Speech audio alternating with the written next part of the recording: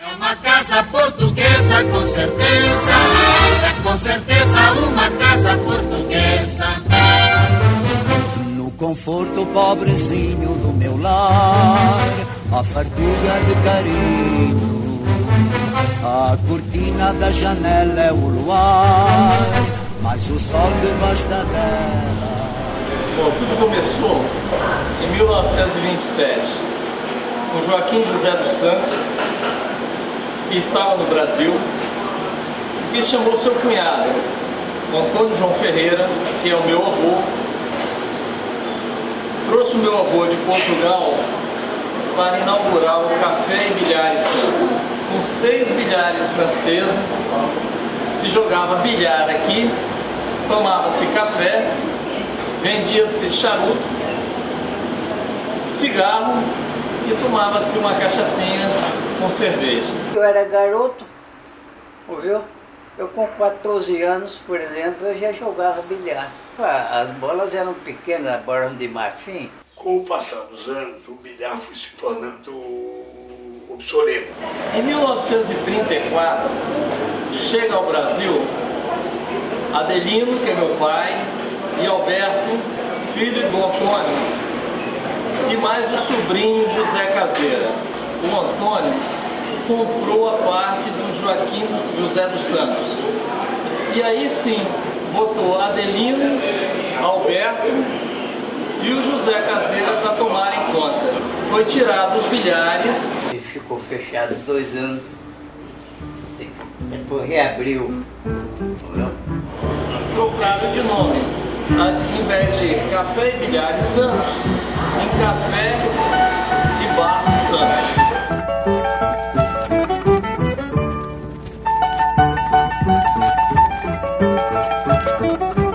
Eles passaram por grande dificuldade na década de 30, de 40, de 50. Durante a Segunda Guerra, eles ficaram restritos às vendas de bebida. Às vezes os policiais chegavam aqui, mandavam fechar o bar. Que havia falta de leite. Aí o que eles faziam? Os filhos, que éramos nós, aí já íamos nós com com garrafinha, né, e tudo, lá para o porto. Então só podia, não me lembro assim direito, na época, eu acho que eram 2 litros de leite por pessoa. E a gente, pequenininha, a gente ficava na fila para trazer o leite para cá. Vitória era uma coisinha. A comunidade de Vitória, na época, era pequena, 1945, 46. Vitória era uma cidade praticamente provinciana ainda. Mas o Bar Santos era um ponto de referência da cidade. O Parque Moscoso também ali, onde ficava inserido o Bar Santos, era o único parque da cidade. Tem tempo os namorados na Moscou. Era muito, não era mais, não existia essa marginalidade que tem hoje, né? A gente ia lá pro parque, sentado, conversava, ficava lá no parque. O Parque Moscoso também era um bairro de elite também. Na década de 60, na década de 70 é bairro de elite. Era tudo no Parque Moscoso, quase em frente ao Bar Santos. Mas naquela altura, quando dava 9 horas, a cidade parava. Todos os bares fechavam, porque não tinha mais. Quem tinha suas casas. Não havia cais. O navio ele ficava ao léu. E o cais era aqui. Nós estamos dentro d'água. Isso aqui era o mar. Tudo transportado em água, canoas daquelas quiosques todo por ali, quiosques daquelas botequinhas. Depois virou a Ponte Seca e formou aquele mercado bonito. O Álvares Cabral tinha garagem do remo, era aqui na Vila Rubim. Então os remadores, quando acabavam, de manhã cedo, eles acabavam de remar, então vinham fazer o lanche aqui no Bar Santos. As canoas vinham, era canoa, não era bote, era canoa.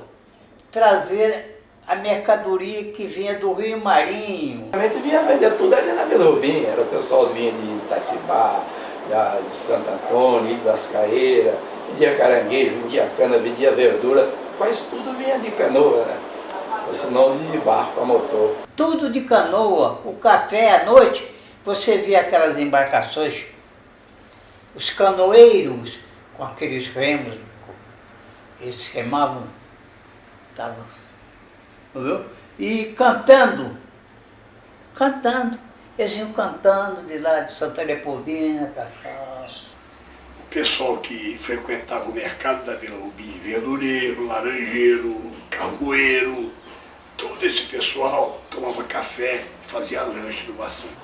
A turma do Cais do Porto, todo dia de pagamento, os estivadores, dia de pagamento era uma coisa. O pessoal das docas, a turma de médicos, já falei, da Santa Casa. O Barçantos sempre teve uma ligação muito grande, vamos dizer, com a vida cultural da cidade, a imprensa da cidade. Tinha vários cinemas de rua na cidade. Ou seja, os cinemas eram polos de atração de toda a população, né? Você tinha o São Luís, você tinha o Santa Cecília, que hoje é a Igreja o Vitorinha, o Jandaia, você tinha o Paz, você tinha o Trianon, o Glória, o Odeon, Capixaba em São Torquato, de Lourdes, no bairro de Lourdes, rigorosamente Cine Hollywood em Jardim América, e tinha o cinema lá da Glória, Aterac, em Vila Velha. É do Zé que era careta ao Os contrário. cinemas eram polos de atração de toda a população para a rua. Tinha uma turma que frequentava a Praça Costa Pereira, chamava Turma da Madrugada. Eram juízes, professores, governadores, vereadores, comerciários, comerciantes, gente do povo e gente importante, que chegava 9, 10 horas da noite e ia conversar na Praça Costa Pereira, começava fiado. Quando dava ali para 1 hora da madrugada, o pessoal ia começando a ir embora. Tinha uma turma que morava ali pela Vila Rubim, ia andando, aí parava no Bar Santo antes de fechar, tomava o lanche, a gente conversava ali um pouco. Eu cheguei a frequentar, uma época frequentei isso. Só não era frequentador do Bar Santos quem não vivia a vida cultural de Vitória, né, naquele período, 70 até 80, que é o meu caso. Né, foi o período que eu frequentei. Certamente, junto com o Brites, foram as duas maiores marcas de ponto de encontro, local de tranquilidade e segurança. A gente era muito feliz. Os profissionais, os artistas faziam show em Vitória, aproveitavam e vinham conhecer o Bar Santos. Tivemos grandes artistas que estiveram aqui no Bar Santos. Um deles foi Noel Rosa, quando visitou Vitória. Veio no Bar Santos. Os outros foi João Bosco, Maísa. Todos os artistas que vinham do Rio de Janeiro, eles tinham que ir na minha alfaiataria e no Bar Santos. Eu atendi Altemar Dutra, aquele cantor que já morreu. Acho que Valesca ia muito lá, Nelson Cavaquinho, tinham os artistas do Rio. Era aquele bar boêmio que a gente podia conversar sobre cultura, coisas assim. A gente cantava fado, às vezes cantarolava uns fados com eles juntos, assim, era muito gostoso. Eu fiz sério, eu fui até expulso de lá uma vez, quer dizer. Roberto, chegou para vocês param com essa brincadeira, eu chamo a polícia, chamava de patrulha, porque a gente ia para lá, só que começava vapo, começava a crescer, entendeu? Começava a crescer, daqui a pouco estava. Aí era o Beto ficava. Eu e Eleição de Almeida criamos um programa na Rádio Espírito Santo, na melhor fase da Rádio Espírito Santo, que ela foi uma grande fase, né? Chamado Bar da Noite.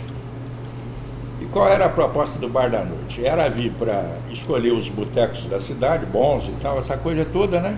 Trazer um conjunto regional, cantores locais, e na hora de escolher qual seria o primeiro bar para fazer o Bar da Noite, ficamos naquela, vamos para escolhe aqui, escolhe ali, que não deu outra. Bar Santos. Demos sorte que estavam na cidade, chegaram na cidade o Sérgio Bittencourt e a Valesca, né? A Valesca, a rainha da fossa, que é Afonso Claudense, e o Sérgio Bittencourt e a Valesca concordaram em participar do programa.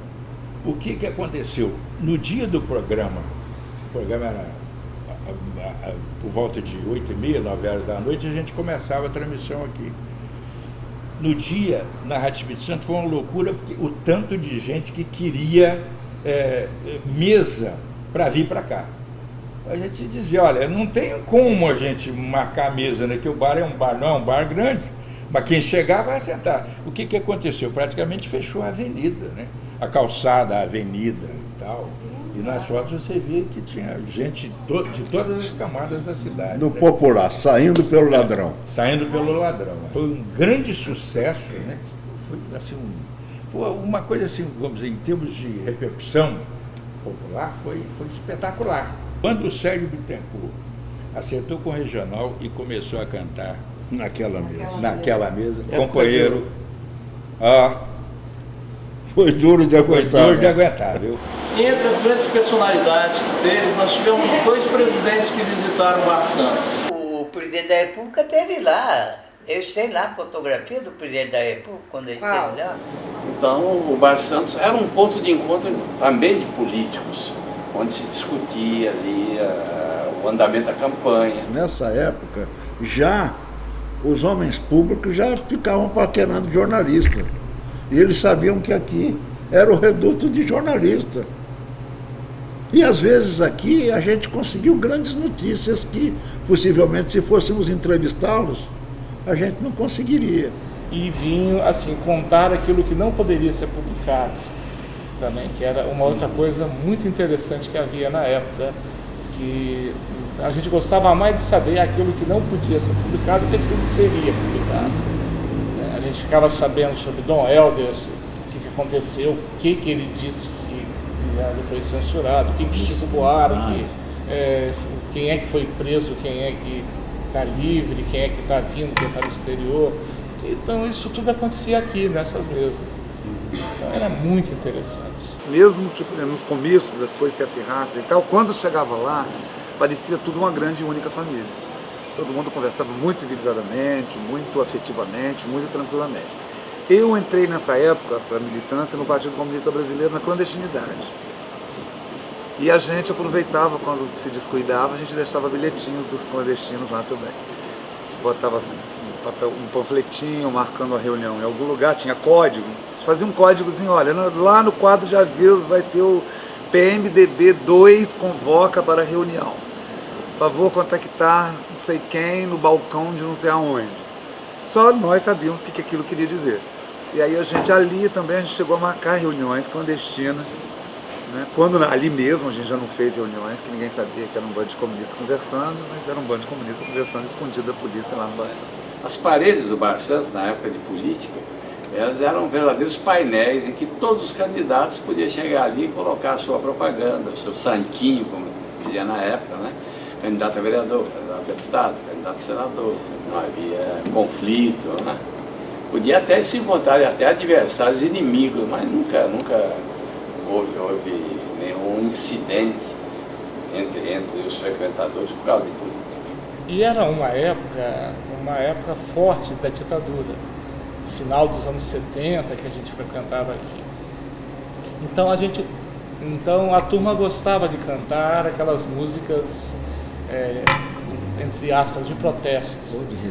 Ou de resistência. Muita letra do Paulo César Pinheiro, e aquelas coisas, você corta um verso, eu escrevo outro, você me prende vivo, eu escapo morto. A gente cantava isso aqui, tá? E ficava o bar todo cantando, com uma felicidade, como se a gente estivesse assim, contribuindo para a resistência. Todo mundo frequentava lá de todos os lados, todos os partidos, todas as tendências, todas as posições. Vocês conhecem um filme chamado Discreto Charme da Burguesia? Discreto Charme da Burguesia? Bunhel? Toda vez que é para censurar o que está sendo dito, o general está dizendo que não pode ser ouvido, passa um jato. Avião. Então o pessoal vinha lanchar no Bar Santos. Quem saía para viajar de manhã, todos eles vinham no Bar Santos. Os grandes empresários que tinham Vitória vinham de manhã cedo no Bar Santos, tomar o café da manhã, comer coalhada e a canoinha. Os famosos petiscos do Bar Santos, que era a famosa torrada Petrópolis, que era feita como em um lugar, né? Jamais eu comia torrada Petrópolis como comia no Bar Santos. E a muito famosa canoinha. Uma coalhada e uma canoinha. Pedi uma mista e uma moça de queijo. Tudo e tomava, às vezes pedia um Toddy gelado. Era o meu mendi principal. Até porque também na época a gente contava os tostões, né? Não dava para querer muita coisa. Mas a coalhada com a canoinha que a gente tinha pedido de barquete na época, era realmente um manjar dos deuses, uma delícia. Mas o que a gente gostava muito do bar é aquele ambiente, aquelas mesinhas, né? Aquelas mesinhas com aquelas cadeirinhas antigas e tudo mais, a gente sentava ali, você tomar café à moda antiga, né? Tá certo? Isso realmente era o charme do bar, né? Aquelas estantes enormes, né, que tinham, né? Aquelas estantes de madeira, todas as bebidas muito organizadas, as mesas lindas, maravilhosas, com seus tampos de mármore, as cadeirinhas. E éramos muito bem servidos, e a gente brincava, chamava sempre brincando entre nós de vamos lá nos Portuga, no Bar Santos e tal. E havia aquelas mesas antigas, bonitas, aquelas mesas de ferro fundido, com a face de mármore. E as mesas lá, nossa, a única dificuldade foi acostumar a contar. Então a primeira esquerda, a segunda esquerda, a terceira, três, quarta e quinta. A sexta não era a sexta, era a última esquerda. A do centro era a mesma coisa. Primeira, segunda, terceira, quarta e quinta, última ao centro. A direita, primeira, segunda, terceira, quarta e quinta e última direita. E dava um total 64 cadeiras, 18 mesas com 4. 4 cada uma e as de lá só tinha 12 cadeiras. Dava 64 cadeiras. Quando lotava aquilo que faltava empregado, eu tinha que dar conta de tudo. A freguesia era grande, menina. A freguesia era grande, era cadeira, aquelas cadeiras de ferro, entendeu? Todo canto tinha cadeira, você empurrar a cadeira para lá para encostar a outra, etc. Era o bar que tinha mais movimento em Vitória. Seu Domingos ocupou durante muitos anos, mas muitos anos mesmo, uma mesa que fica na última mesa. Quem entra do lado esquerdo, a última mesa era de seu Domingos. Ninguém sentava naquela mesa. Eu lembro que ele ficava fazendo jogo de bicho, escrevendo uma cadernetinha, mas eu lembro perfeitamente dele, você vê, já em 1960 por aí, tem 48 anos, ele gostava muito de tomar aquela média com manteiga, ficar ali horas mastigando. Ele passava lá meio-dia. A meio-dia está ele, um copo, uma xícara lá era grande, um café com leite e um pão, comendo. Passava 2 horas, está seu Domingo lá mastigando pão com café. Passava 5, está seu Domingo lá com pão, média, café com leite. Bom, passava de noite, está ele lá mastigando aquele pão. Dia e noite está seu Domingo lá. Sábado, domingo, está seu Domingo. Absurdo. Então a gente falava com ele, e ele sempre balançava com a cabeça, dizendo que sim, mas você falava com ele, não, gente.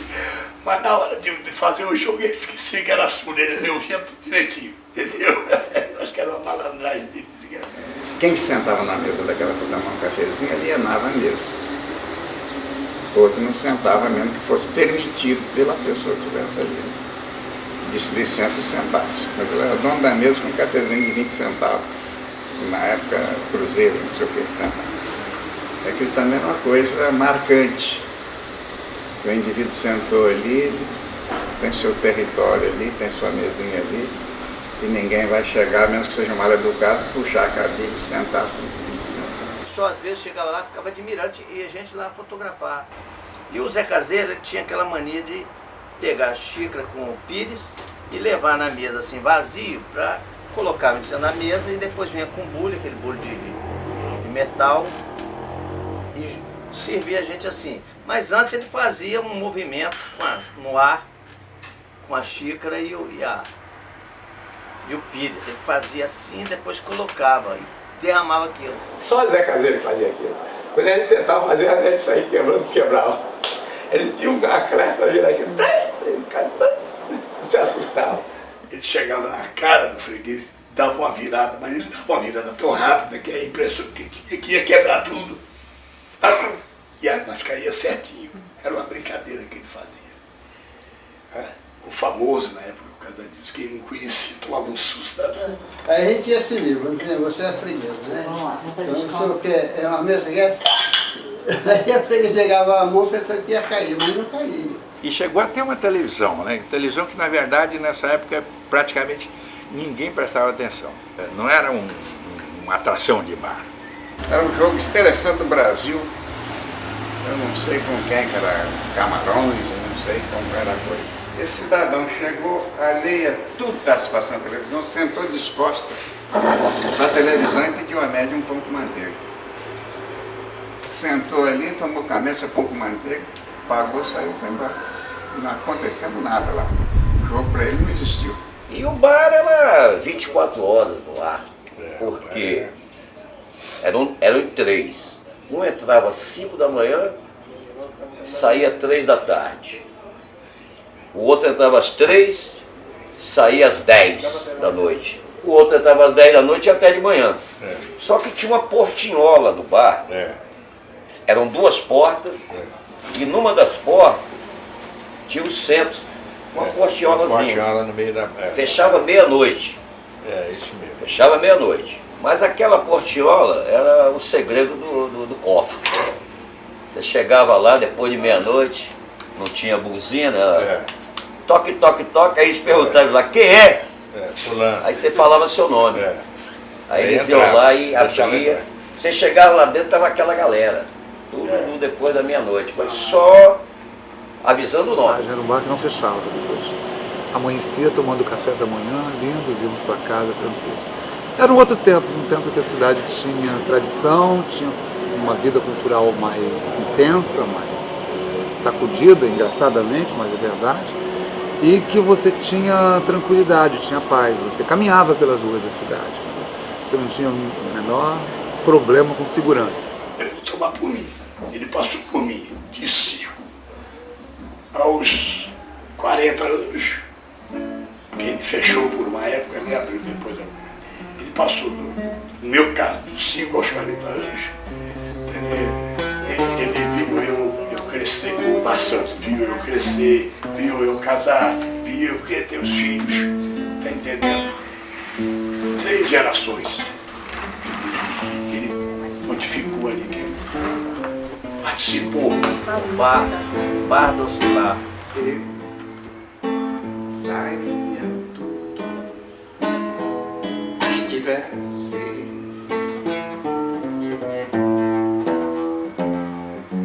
pra voltar aos tempos de criança.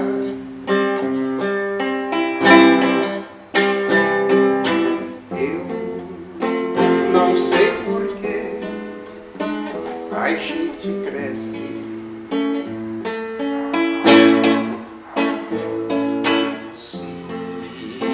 Não sai da mente esta lembrança.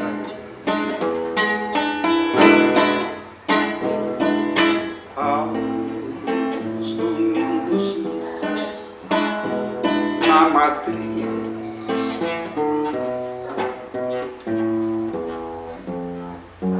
da cidadezinha onde eu nasci.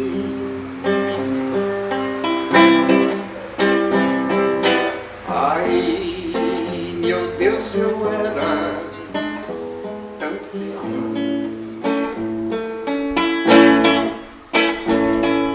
No meu pequenino Miraí.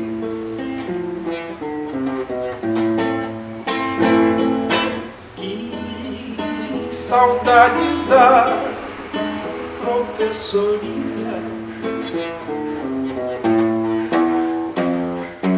que me ensinou o beabá.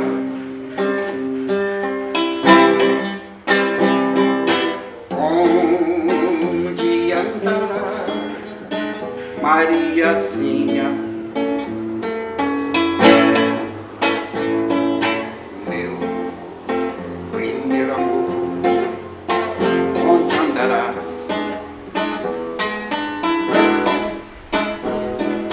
Eu, igualador da meninada, quando travessuras que eu fazia. Jogos de botões pela calçada. Eu era feliz e não sabia. Eu era feliz e não sabia.